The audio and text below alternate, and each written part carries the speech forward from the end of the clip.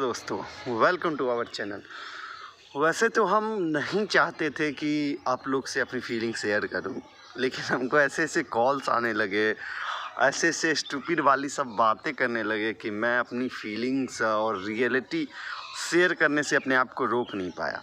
तो अभी हम बात कर रहे हैं बिहार इलेक्शन के बारे में। बिहार में इलेक्शन हुआ, सब पार्टियां जोर शोर से अपना अपना योगदान दिए, प्रचार प्रसार किए, अपना अपना वादे किए और अपनी ब्लूप्रिंट दिखाए, बहुत कुछ किए, अपना सब अपना योगदान दे के अच्छे से इलेक्शन में भाग लिए, पार्टिसिपेट किए। इलेक्शन भी हुआ, उसके बाद रिजल्ट भी आया।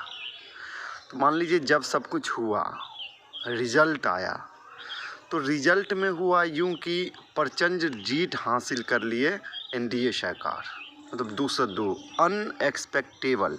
ऐसा कोई उम्मीद नहीं किया था ऐसा जीत होगा, मान लीजिए हो गया।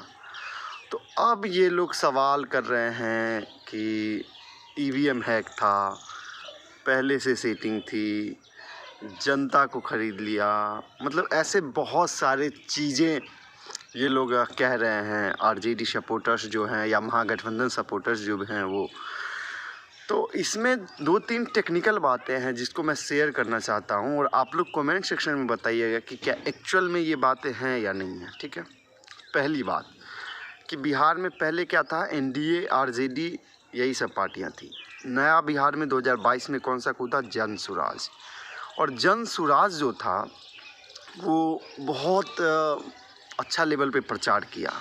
और आरजेडी सपोर्टर जितने भी होते हैं या महागठबंधन सपोर्टर, मैनिपुलेट होने वाली जनताएं उसमें ज़्यादा है, उसके सपोर्टर्स ज़्यादा हैं। वो क्या हुआ कि जनसुराज जो वो अपना प्रचार किए, तो उससे क्या हुआ कि उसकी जो फॉलोअर्स थी आरजेडी की या फिर महागठबंधन की, तो वो क्या हुआ कि वो उधर कन्वर्ट हो गए। कुछ क्या हुआ, जनसुराज वोट काट लिया। उसके बाद हुआ कि आरजेडी क्या किए, ओवैसी साहब को टिकट नहीं दिए, इधर मुकेश सहनी अपना सारा सीट गंवा बैठे। 12 गो ऐसे सीट थे जहाँ पे आरजेडी, मुकेश सहनी या कांग्रेस तीनों अपन अपन प्रत्याशी उतार लिए, तो वहाँ भी वोट बट गया। तो यानी 12 गो वो सीट और 5 गो ओवैसी वाला, 12, 5, 17 और 2-3 सीट और, यानी 20 सीट तो ये ऑटोमेटिक हार गए अपनी गलती के वजह से। तो ये जो हुआ, कहीं भी अगर आप कैलकुलेशन देखोगे तो जनसुराज और जो भी बाकी पार्टियां थी वो जितने वोट काटे हैं वही मार्जिन से इधर जीता है। यानी कि आरजेडी का वोट जनसुराज काट के ले गया, ठीक है, और बीच में एनडीए फ़ायदा उठा गई। तो एक्चुअल बात ये हुई है।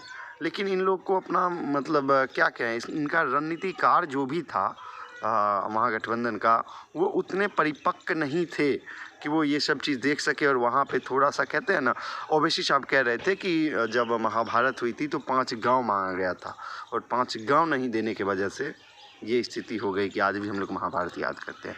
तो मैं भी 5 सीट मांगा था लेकिन नहीं दिए, तो लो मैं जीत लिया हूँ, अपना वो गवाए।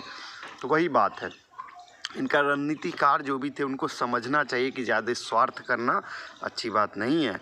यहाँ सबको लेके अगर चलते तो आरजेडी जीत सकती थी, लेकिन रीज़न ये है। लेकिन ये लोग क्या कह रहे हैं, ईवीएम हैक है। अभी दिखाएंगे आपको, डिस्प्ले पे देखिएगा, वो 122 करके कि इतना वोटों से सबको जीता है, 108 करके 10, भाई 243 है, इसमें से कॉमन तो 2-4 आ ही जाएगा ना। तो आगे का 2-3 कॉमन करके आप लोग भेजे, मतलब वो सब वायरल करने की कोई आवश्यकता नहीं है। और जो अब हो गया उस रिजल्ट को एक्सेप्ट करने की आवश्यकता है। अगर नहीं करनी है तो चुनाव आयोग तो बोला है 45 दिन के अंदर कोई फाइट करना चाहते हैं तो कोई ब्लेम कर सकते हैं उस पर, रिजल्ट में अपना जो होगा होगा। बाकी वो तो जो ईवीएम्स वगैरह की बातें चलती हैं, तो कांग्रेस के लगभग 12-15 हज़ार 22 हज़ार आदमी इसको ईवीएम को चेक करने के लिए वो बोल दिया था चुनाव आयोग कि सब अपनी अपनी पार्टियां लाएं और चेक करवा लें। तो सब चेक वो हो चुका है। जब वोट होने गई तब देखा जा चुका है, रीसेट हुआ था ईवीएम, जब आया है तब सील पैक है, ये दिखा गया था, गिनती से पहले देखा गया था। जब इतना चेक कर लिया है और उतनी बड़ी बड़ी पार्टियाँ वो ब्लेम नहीं कर रही है, वो नहीं बोल रही है कि हाँ मतलब ऐसा कुछ है या फिर कोर्ट में जाए। तो ये सब जब पार्टियां के मेंबर, कांग्रेस के राहुल गांधी हो गए, इधर जनसुराज वाले हो गए प्रशांत किशोर जी, और इधर आरजेडी तेजस्वी यादव हो गए, ये लोग इतने बड़ी पार्टियां हैं, वो कोर्ट नहीं जा रहे हैं, वो केस नहीं कर रहे हैं या वो आपत्ति दायर नहीं कर रहे हैं, तो उनके फ्लोवर जो है वो क्यों इतना पगलाए जा रहे हैं कि वहाँ पे ईवीएम हैक हो गया, फलाना हो गया, ढिमकाना हो गया। ऐसा कुछ नहीं है, जो हो गया आप सच्चाई एक्सेप्ट कीजिए, नीतीश जी का सरकार बनने दीजिए और खुशी से उनको काम करने दीजिए। आपको भी सेम फ़ायदा होगा और हमको भी होगा, पूरे बिहार वासियों को होगा। इसलिए ये सब करने से कुछ होने वाला नहीं है और बिहार को आगे बढ़ने दीजिए। देश में बिहार का इस कदर नाम जाने दीजिए कि बिहार नाम सुन के लोगों को प्राउड फील हो। ठीक है। जय हिंद, जय भारत, जय बिहार।